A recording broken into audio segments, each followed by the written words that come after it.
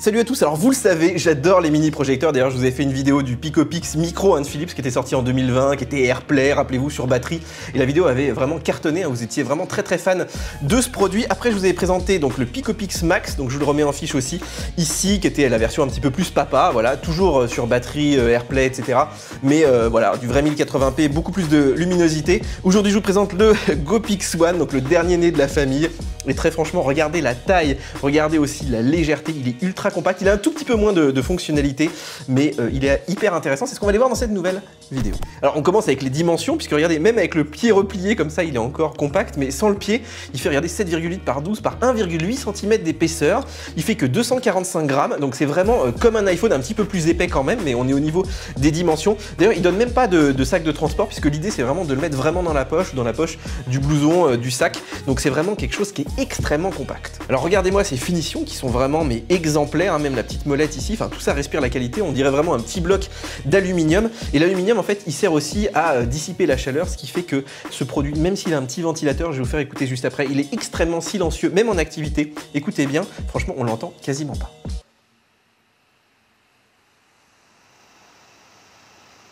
Alors il est livré, regardez, avec un petit pied orientable qui se replie aussi, donc là aussi vous pouvez quasiment le mettre dans la poche avec le pied, vous pouvez le détacher aussi au pire si vous le souhaitez.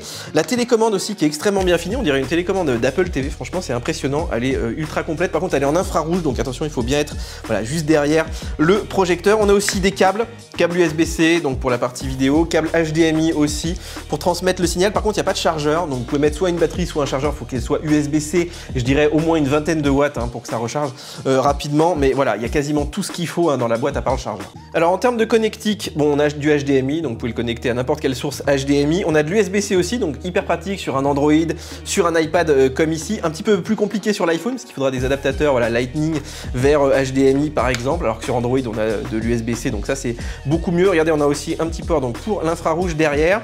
Alors par contre, il n'y a pas de Wi-Fi, il n'y a pas de AirPlay là-dessus, puisque l'idée c'est vraiment d'avoir quelque chose de très compact avec une bonne autonomie. Donc voilà, ils n'ont pas mis de connectivité sans fil, mais je dirais que c'est pas très grave vu l'usage. Bon, il faut par contre avoir le câble toujours sur soi, voilà. Alors là-dedans, on a une batterie de 3600 mAh, ce qui offre à peu près 2 heures d'autonomie en mode éco, on y reviendra juste après. Pour la partie sonore, on n'a pas de prise casque, pas de Bluetooth non plus, donc vous pouvez pas le brancher vraiment sur une source externe. Il faut se contenter donc des petits haut-parleurs de 3 watts, mais bon voilà, on va dire que ça va. Je vais vous faire écouter le son, moi je trouve pas ça incroyable non plus. Bon Sylvia, on tente la station Total, et jusqu'à présent Total c'était un échec total, donc on va voir si ça s'est amélioré ou pas.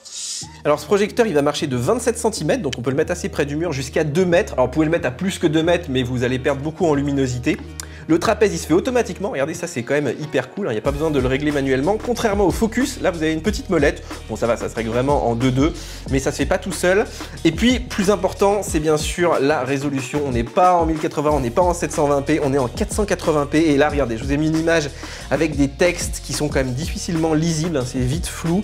Moi je dirais que ça va pour des présentations PowerPoint écrits gros, voilà, avec des gros schémas. Là je dirais qu'il n'y a pas trop de problème. Pour tout ce qui est photo, vidéo, en fait pour de l'enseignement un petit peu grossier, on va dire que ça va. Pour regarder des petits films ponctuellement, ça peut aller aussi. D'autant qu'on n'a pas un projecteur qui est extrêmement lumineux. Là en hiver on éteint les lampes et tout, il n'y a aucun souci. Mais en été, vous êtes par exemple dans le sud de la France avec effectivement beaucoup de soleil, bah, voilà, si vous ne pouvez pas baisser les stores, vous n'allez pas voir grand chose. Donc là encore, c'est pas un projecteur pour une grande salle de classe, voilà, c'est vraiment pour du petit comité et dans des environnements, on va dire, semi-contrôlés.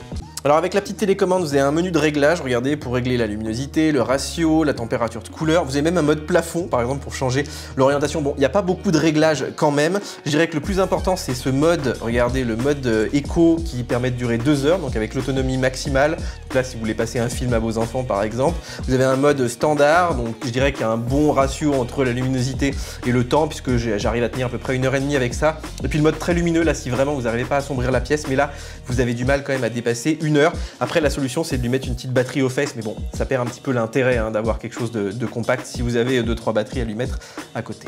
Bon, alors, est-ce que ça vaut le coup de mettre 300 € dans ce petit projecteur? Alors, pour moi, c'est un peu cher pour du 480p, mais pour des usages de niche, par exemple, vous êtes commercial, start-upper, voilà, vous devez pitcher 30 minutes, 1 heure de temps en temps, et vous n'avez pas besoin de penser comme ça à avoir un vidéoprojecteur sur vous. Moi, j'aurais été ravi d'avoir ça aussi à la fac, en entreprise, pour pouvoir faire des petites présentations comme ça, improvisées, sans réserver forcément de salle. Ça peut être utile, je sais pas, par exemple, dans les écoles, ou pour les enfants en vacances, tout simplement, ça rentre vraiment bien dans les bagages.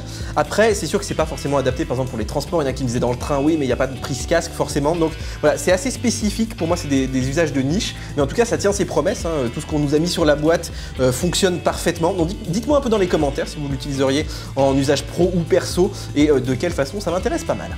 Voilà les amis pour ce test du GoPix One, n'hésitez pas à me poser les questions, bien sûr je vous ai mis tous les petits liens pour l'acheter dans la description. En attendant, on like, on s'abonne à la chaîne, on télécharge aussi nos applications mobiles parce que évidemment on relaye aussi plein de prix intéressants sur ce type de produit.